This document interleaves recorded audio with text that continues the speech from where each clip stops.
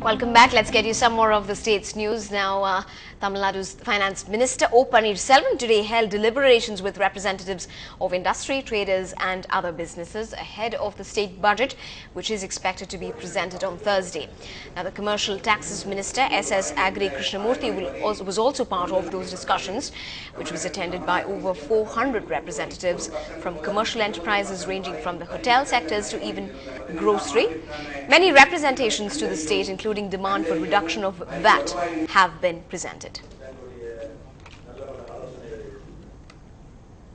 Now, Amma has raised her cup of tea to the farmers of the state with a bonanza of sorts. Jayalalitha today ordered that rupees 8 be given for each kilogram of tea leaves. The state government cooperatives have been observed buying tea leaves at 6 rupees per kilogram so far. Now, this while private firms started buying tea leaves at 8 rupees, and to keep up with that, the Chief Minister has ordered that state cooperatives match the price offered by such firms.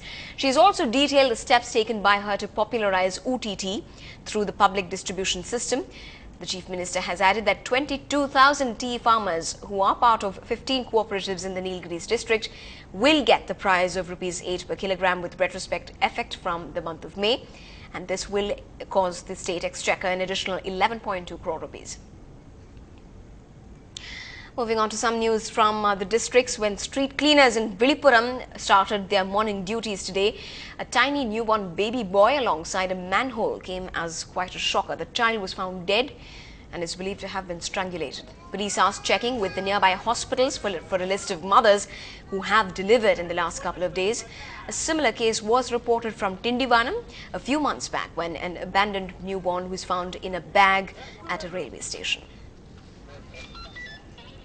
On to some national news now. The stage is set for an opposition government showdown in the monsoon session, which began today, a day after the Prime Minister said the opposition has many skeletons in their cupboard. The BJP hit back. Senior party leaders accused the Prime Minister of vitiating the atmosphere with these remarks and even accused the Prime Minister of micromanaging the spectrum policy. The BJP had earlier demanded in the Rajya Sabha to suspend the question hour and hold a discussion and voting on corruption. The Rajya Sabha was adjourned following a ruckus. While the UPA has agreed to the debate and voting, they have said no one can be named in the resolution on corruption. The Prime Minister, speaking to reporters ahead of the Parliament session, said that he hoped that it would be a productive one and that they were willing to discuss all issues in the House. Prime Minister is faced with several questions because of recent disclosures also relating to the allotment of 2G spectrum. No answers have been given by him. No answers can be given by him. And therefore, he has decided to sidetrack the entire issue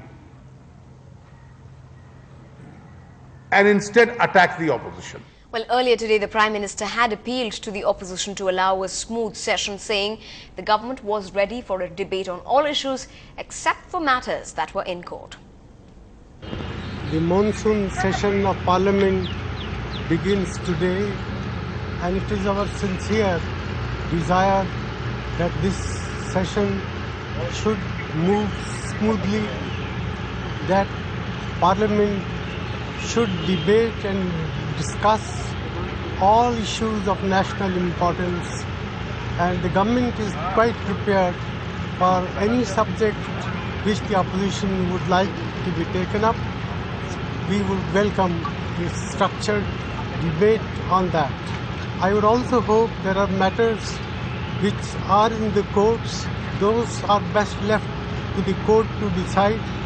And overall, we are hoping that this session will be a productive, constructive session.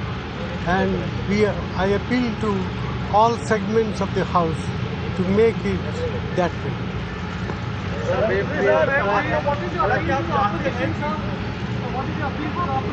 Well, my appeal to the opposition is, let us unite on this occasion to tackle jointly, collectively, the major problems that our nation is faced with.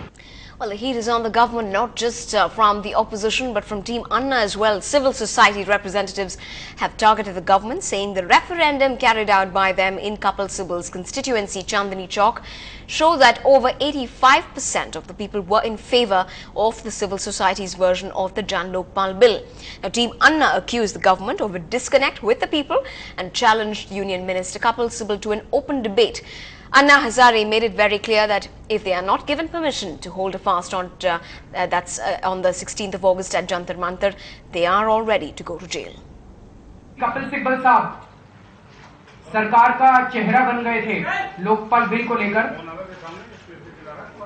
तो कपिल सिब्बल साहब की constituency में हम लोगों ने एक referendum कराया। इस रेफरेंडम में 4 लाख फॉर्म्स बांटे गए। उनमें उनका कलेक्शन अभी जारी है, तो you can call today's results as some kind of interim results. 86,000 forms collect हुए हैं। अभी हम आपको 72,000 फॉर्म्स का रिजल्ट बता रहे हैं। More than 85% of the people are in favour of Jan Lokpal bill. 85% से ज्यादा जनता अन्ना हजारे और उनकी टीम द्वारा बनाए गए जन लोकपाल बिल के फेवर में है। Well, Kapil Sibal reacted to the claims by Team Anna. Here's a listen. मुझे तो आश्चर्य ये हो रहा है कि 100% क्यों नहीं है. They are being very modest. I think they are being doing a lot of injustice to themselves. They should have been 100%. Moving on, the Chief Qazi has announced today that the holy month of Ramzan begins tomorrow. It is observed as the 9th month of the Islamic calendar, which lasts 29 to 30 days. In this month of fasting, participating Muslims refrain from eating and drinking during daylight hours.